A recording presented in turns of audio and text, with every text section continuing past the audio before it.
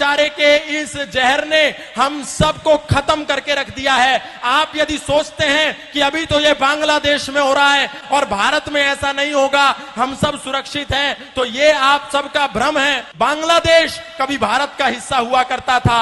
1971 में जब बांग्लादेश में भुखमरी हुई, जब बांग्लादेश भारत से अलग हुआ, वहां पर रोटी नहीं थी। मुसलमान वहां के दो दो रोटी के लिए मोहताज हो रहे थे। तो ढाका में जो इस्कॉन मंदिर था, वहां के पुजारियों ने, इस्कॉन के लोगों ने न्यूयॉर्क में अपने कार्यक्रम करके कई लाख मिलियन डॉलर रुपया इकट्ठा किया और वहां बांग्लादेश में ला करके मुस्लिम जो वहां के वासी थे उनको खाना खिलाया। लेकिन जब विद्रोह हुआ तो सबसे पहले इस्कॉन मंदिर को टारगेट बनाया गया और जगन्नाथ की मूर्तियों में आग लगा दी गई, मंदिरों में आग लगा दी गई, सारे पुजारियों को, सारे इस्कॉन के लोगों को जला करके जिंदा राख कर दिया गया। बांग्लादेश में जितने भी वो दंगाई थे आए और देखा कि ये हिंदू है, इसीलिए उनकी दुकानों में, उनके घरों में, उनके आशियानों में आग लगा दी गई। और हमको ऐसा लगता है कि हमारे भाई हैं। गाय को काट करके रोटी के साथ खाने वाले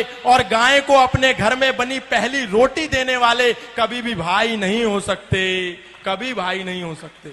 इसलिए ये झूठी दोस्ती और झूठा भाईचारा छोड़िए। यदि ये झूठा भाईचारा हमने नहीं छोड़ा तो भाई हमको चारा बना करके खा जाएगा और हमको पता भी नहीं चलेगा। अरे हम ही तो कह रहे हैं सर्वे भवन्तु सुखिनः, सर्वे सन्तु निरामया, सर्वे भद्राणि पश्यन्तु मा कश्चित् दुःख भाग् भवेत्। हमारे मंदिरों से ही तो आवाज आती है इंद्रम वर्धन्तु अप्तुरः कृण्वन्तो विश्वमार्यम् अपाघ्नन्तो रावणा। लेकिन आपको ऐसा लगता है कि जैसे ये सनातन धर्म के मंच संपूर्ण विश्व के कल्याण की मांग करते हैं, शायद उनकी मस्जिदों से, शायद उनके मदरसों से भी इसी कल्याण की मांग की जाती होगी। क्योंकि आपको समझ में नहीं आता, जो दिन में 5 समय आवाज आती है ला इलाहा इल्लल्लाह मोहम्मद रसूलुल्लाह अशहदु अल्ला इलाहा इल्लल्लाह हुवा अशहदु अन मोहम्मदन अब्दुहु व रसूलुहु। उसका मतलब क्या है? इसका मतलब है कि इस दुनिया में अल्लाह के सिवा कोई इबादत करने योग्य नहीं है और मोहम्मद के सिवा उसका कोई रसूल नहीं है। इसीलिए यदि हम अल्लाह के सिवा यदि किसी की पूजा करते हैं तो हम काफिर हैं, हम मुशरिक हैं, हम नापाक हैं और हम वाजिबुल कत्ल हैं। यदि कोई दिखे जो अल्लाह के सिवा किसी की इबादत करता हो तो उसका कत्ल कर दो, उसका प्रतिकार करो, उस पर पत्थर बरसाओ। और यही होता है जब मर्यादा पुरुषोत्तम श्री राम की शोभा यात्रा लेकर के हम सड़कों से निकलते हैं तो अचानक से मस्जिदों के ऊपर से पत्थरबारी होने लगती है, ऊपर से कांच की बोतलें फेंक दी जाती हैं। इसका तात्पर्य क्या है? हमको लगता है अचानक कैसे हुआ? अचानक नहीं हुआ। आपको तो दिन में 5 बार चेतावनी दी जा रही थी, आप ही नहीं सुन रहे थे। आपको लगता था कि जो हमारी गीता में लिखा है, कई तो ऐसे भी महाज्ञानी हैं जो कहते हैं जो गीता में लिखा है वही कुरान में लिखा है, वही बाइबल में लिखा है। और यही कहते कहते आज हमारे सनातनियों को 10 राज्यों में अल्पसंख्य कर दिया गया। हमारे दिल्ली से 100 किलोमीटर भी दूर नहीं है नूह और मेवात, वहां लोगों की दुकानों को नाम देख देख करके आग के सुपुर्द कर दिया गया, आग लगा दी गई पूरे मोहल्ले में।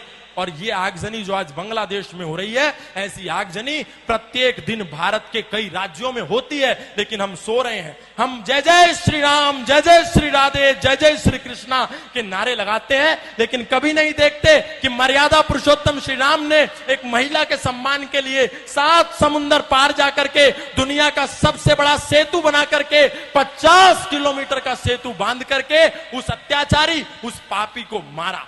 मतलब ये हम सीखते नहीं, केवल सिया राम जय जय राम और कहानी खत्म, बस। हमको इतने में ही शॉर्टकट रास्ते में मोक्ष चाहिए। हम ये नहीं कहते कि हम किसी का प्रतिकार करें, हम ये भी नहीं कहते हम किसी से हिंसक हो जाएं, लेकिन हम ये कहते हैं हम किसी पर अटैक ना करें तो कम से कम अपने पास डिफेंस का साधन रखें। सनातन धर्म कभी भी पहले अटैक के लिए नहीं कहता, लेकिन सनातन धर्म आत्मरक्षा की बात करता है, डिफेंस की बात करता है। अग्रतश्चतुरः वेदा पृष्ठतः सहस्रम धनु इदम ब्रह्मम इदम शस्त्रम शापादपि शरादपि शस्त्रेण रक्षति राष्ट्र शास्त्र चर्चा प्रवर्तते। विश्वामित्रादि ऋषियों के यज्ञ हवन भी तभी सफल होते हैं जब पहरे पर स्वयं धनुर्धर राम खड़े होते हैं। यदि हमारे पास शस्त्र और शास्त्र नहीं होगा तो हमारा कल्याण 10 सालों में हो जाएगा, ये आप मान करके चलिए। आज सनातनियों ने अपने शस्त्रों को भी कोने में फेंक दिया और शास्त्रों में भी दूर हो गए, बोले बस इनको तो लाल कपड़े में रखेना। नहीं, राम वही जो मर्यादाओं की परिभाषा बने रहे, राम वही जो भारत भू की अंतिम आशा बने रहे। अरे जिसने राजमहल के वैभव को सन्यासी बना दिया, जिसने खुद को राजा से हंसकर वनवासी बना दिया, माना उसकी जन्मभूमि मुद्दे पर हर काम जरूरी है, मगर अयोध्या से पहले हर दिल में राम जरूरी है, मगर अयोध्या से पहले।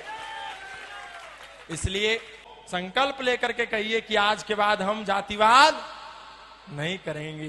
जातिवाद को नहीं छोड़ा तो वही हाल होगा जो बांग्लादेश में हुआ। किसी ने जाकर के नहीं पूछा कि तुम ब्राह्मण हो क्या, तुम जाट हो क्या, तुम गुजर हो क्या, तुम मणिया हो क्या, तुम मारवाड़ी हो क्या, तुम तेली हो क्या, तुम धोबी हो क्या। बांग्लादेश में जितने भी वो दंगाई थे आए और देखा कि ये हिंदू है, फिर वो चाहे जाट था, चाहे गुजर था, चाहे इस्कॉन का था, चाहे आर्यों का था, चाहे राधा स्वामी था, चाहे निरंकारी था, उसने देखा कि ये हिंदू था। इसीलिए उनकी दुकानों में, उनके घरों में, उनके आशियानों में आग लगा दी गई। इसीलिए कुछ दिन के लिए इस जातिवाद के जहर से बाहर निकलिए और एक होकर के सब लोग ओम ध्वज के नीचे आ जाइए। तो एक होकर के ओम ध्वज के नीचे तभी काम बनेगा, क्योंकि वो सब चांद सितारे के नीचे हैं। चाहे बरेलवी हो, चाहे अहमदिया हो, चाहे मोहम्मदी हो, चाहे कुरैशी हो, सब एक हैं, लेकिन हम बटे हुए हैं।